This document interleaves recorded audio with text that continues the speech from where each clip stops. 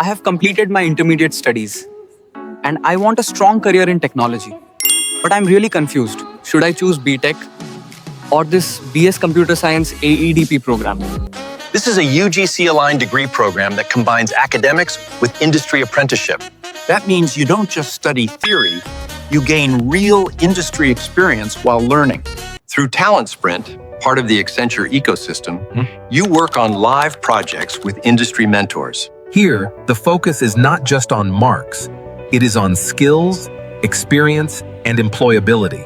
In the first 2 years, you learn on campus. In the next 2 years, you gain industry exposure through apprenticeship. So by the time you graduate, you are not a fresher. You are already experienced.